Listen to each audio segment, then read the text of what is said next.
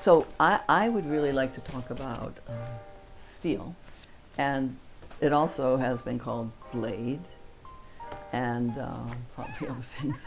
But this is an equipment dance, and it was a dance that used a 8-foot long real steel I-beam that most people see holding buildings up and beautifully situated vertically to hold the roof up. I started this dance with a piece of wood, and I tried to get the eye bolt in the center. And it was connected by a chain to a truss that went up and down. And as I was making it, I understood its precepts were very strict. We could have it go up and down and have different distances under it that would allow you to pass or dive or do whatever you wanted, only you had to do what I said. But you could not ever touch it unless you were pushing it to regenerate the spin. And when two people were at either side of that I-beam, and it was round at chest level, and they'd hit it, it went so fast it really became a blur. And then they would start doing pratfalls, in a square that was 8 foot wide, and they were under each of the moments of intersection. And then you ask two more to come in and two more to come in and get up and fall down, get up, fall down, and every 180, that end would come and swipe you out. But I felt that it intersected space in a true way. It is a piece of equipment that is just a single thing, but it tells the truth about space, it tells the truth about time, and how we interacted with this machine. It wasn't pictorial, it wasn't anything about a story. It was about the purest demonstration of air, space, time that I was ever able to concoct. And I really feel that I love that piece every time I see it. And the only criticism I usually have, it's just not fast enough. It's just not fast enough. It's just not fast enough. And so this piece, as many of them do, gets shorter and shorter and shorter, and the vocabulary really doesn't change. It was really one of these provocative dances that most people would cover their eyes and not watch. After all our work of choreographing it, they would just hide behind their hands. Did people get hurt with this machine? Yeah, sometimes they just weren't fast enough getting out of the way. It's kind of like get out of the way, get out of the way.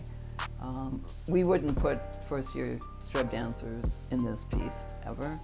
And sometimes people didn't get out of the way quick enough, and it just goes right through their flesh. It didn't really pause or bounce off of them. It has that type of capacity, but you did that only once. That's the funny thing about ballet and modern dance. You don't really get a payback when you do an arabesque correctly or your form is not quite right. No big deal. You're not going to get hurt. But with this, you only make that mistake once, and then you never make that mistake again. And what's so beautiful about it is about the timing. And to me, timing has never really been demonstrated visually or physically. Not real timing, not musical timing, but real, on earth timing systems. And that's why I was so proud of this piece. I thought it was one of the most pure pieces I ever made. You very rarely see perfect temporal unison in any piece, even if they're counting to the music. And then it doesn't matter because they're counting to the music. But it's a one piece I was able to get perfect unison on. And it was so profound, but they had an agenda to get out of the way. And if you did the technique, like a pratfall, is your body straight and it goes down fastest, but if on your way down you pike, then your butt's in the way and it slows down your fall. So it's really not a good idea to puck. So this demanded the technique be accurate, and it demanded that you went at the exact perfect time. Some of the vocabularies and some of the progressions within this piece, after it was made first time, the dancers, said, could we do this? Could we do this? Could we do this? And that's what's so beautiful about these timing machines that are my dancers, that they can invent, insert, and absolutely, they have to adhere to the rule system of Streb. You don't manipulate the thing. You let it be itself. And the more you let it be itself, the more profound the events that happen as you partner this steel I-beam that has not an iota of forgiveness in it. The ending piece, which was developed by Leonardo Gillon, he was the final solo on it, and he'd get up right in the middle. People would spin it, spin it, spin it, and he'd be under it, and it would start to rise up, and he'd jump up and get the middle.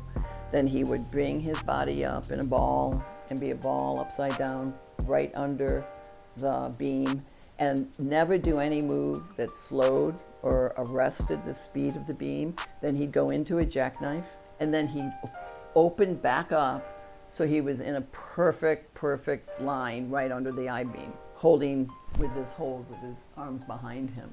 And then he would drop at a perfect moment without disturbing the beam. And then the beam would just keep spinning and the lights would go out. It's beautiful. It was a beautiful, profound movement. And when we weren't able to hang on it anymore, for technical reasons when we were touring it, I never was able to come up with an actual ending for that piece, which was very disappointing. I felt like I was just, ebbed into a lazy streak. And I know there would have been another great ending, but I actually couldn't locate it. And so what I'm saying, sometimes with a piece, an action piece, which is, that's what we do, extreme action, there's a perfect ending for every idea you have. There may not be two perfect endings.